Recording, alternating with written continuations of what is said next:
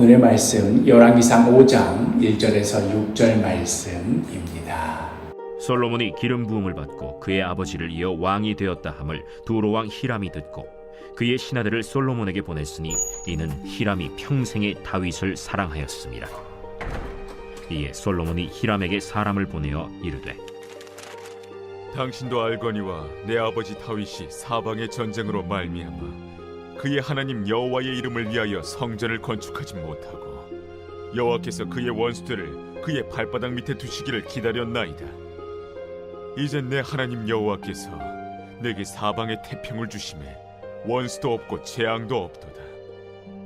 여호와께서 내 아버지 다윗에게 하신 말씀에 내가 너를 이어 내 자리에 오르게 할 내 아들 그가 내 이름을 위하여 성전을 건축하리라 하신 대로 내가 내 하나님 여호와의 이름을 위하여 성전을 건축하려 하오니 당신은 명령을 내려 나를 위하여 레바논에서 백향목을 베어내게 하소서.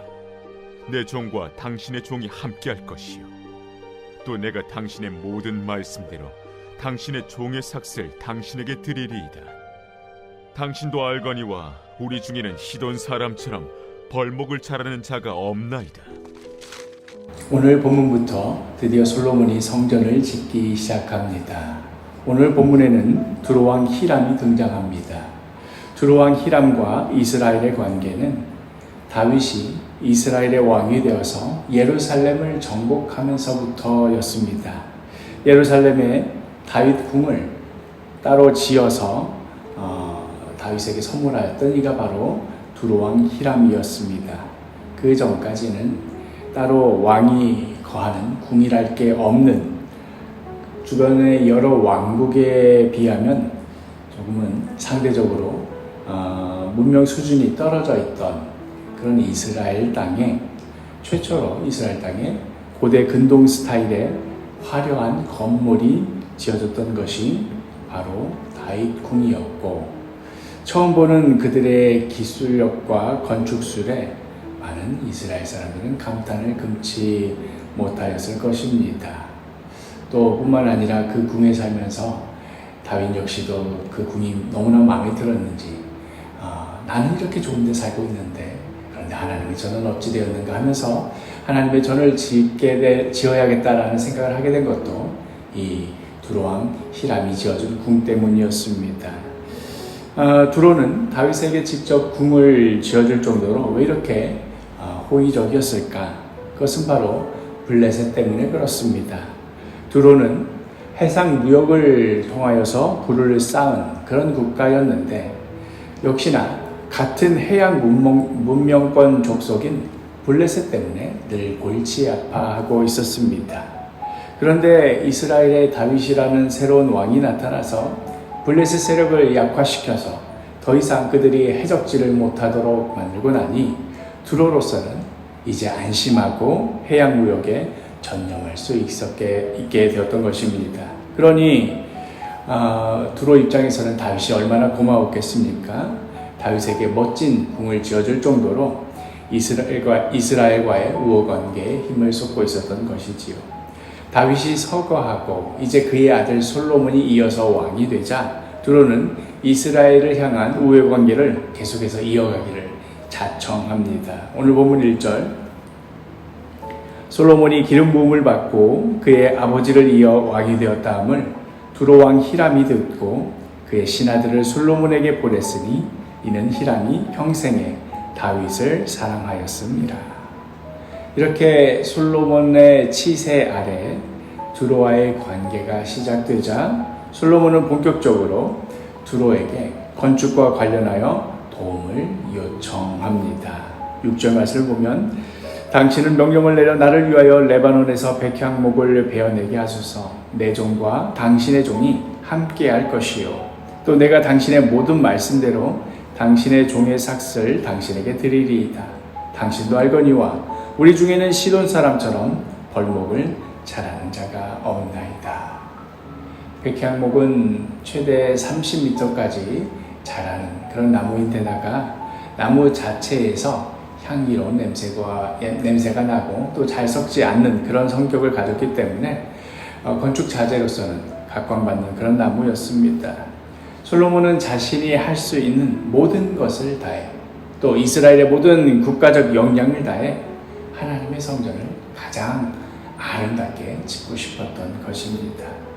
이렇게 오늘 본문부터 시작해서 열왕기상 9장 중반에 이르기까지 솔로몬이 성전 짓는 이야기와 관련된 이야기들이 쭉 이어지다가 그리고 나서 그 뒤에 10장, 11장에 솔로몬 이후의 행적과 그의 죽음에 대한 간략한 기록으로 솔로몬 인생에 대한 얘기가 마무리가 됩니다. 이런 구조를 생각해 보노라면 솔로몬이 왕이 되어서 한 일은 하나님께 지혜를 구하여서 그 지혜로 성전을 잘 지었다. 이게 전부다 싶을 정도로 솔로몬이 성전을 짓기 전에 어떤 것들을 준비했고 그리하여서 성전을 드디어 짓기 시작해서 건물의 구조가 어떻고 내부가 어떻고 안에 들어가는 집기구들은 어떤 것이 있고 하는 길고 상세한 이야기들이 계속해서 이어집니다. 세상에 다른 역사가들이 아마 이 시대의 역사를 기록한다 하면 이런 식으로 기록하지는 않았을 것입니다. 성전을 지었던 이야기는 비교적 짧게 나오고 그 대신에 이후에 솔로몬이 왕으로서 행했던 여러 행적들과 업적들과 이것들의 의미와 가치에 대한 평가들로 가득 채워졌을 것입니다. 그러나 열왕기서의 저자는 그런 식의 역사 기록에는 관심이 없습니다.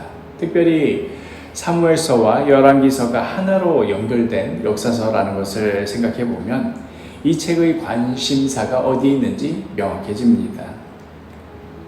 그것은 바로 이스라엘이 하나님을 어떠한 모습으로 섬겼는가, 얼마나 하나님 앞에 진실되게 예배하였는가, 하나님과의 관계가 올바로 섰는가 그렇지 않았는가 하는 것으로 이스라엘이 형통하였는가 그렇지 않았는가 하는 것이 달려 있었음을 사무엘서부터 시작하여서 열왕기서 마지막까지 이르러서 그러한 관점으로 기록하고 있습니다.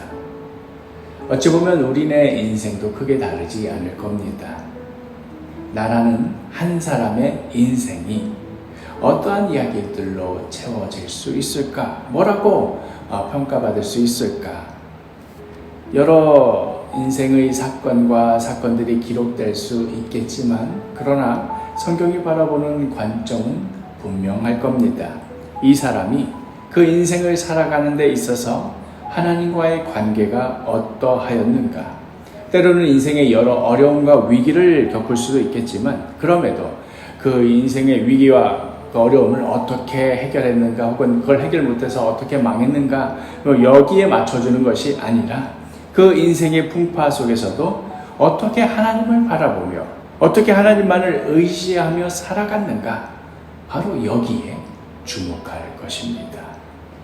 사랑하는 사도교회 식구 여러분, 2025년 새해가 시작되었습니다. 우리 사도교회 올해의 표어는 전심으로 하나님께 예배하는 사도교회입니다.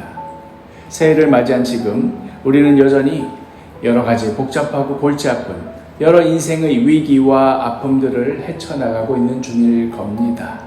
그러나 그러한 인생의 세파 속에서 과연 우리가 어디에 초점을 맞추고 어디에 분명한 기준을 두고 살아갈 것인가 깊이 생각하여 보시기를 바랍니다.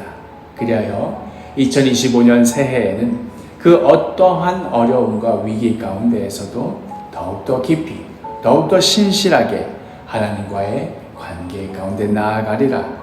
그저 잠시 시간 날 때 뭐 좀 내가 여유가 있을 때 이런 정도가 아니라 전심으로 나의 모든 삶을 다하여 하나님께 예배하는 자로 살아가리라 굳게 결단하며 하루하루 담대하게 살아나아가시는 복된 2025년 한 해가 되기를 간절히 축복합니다.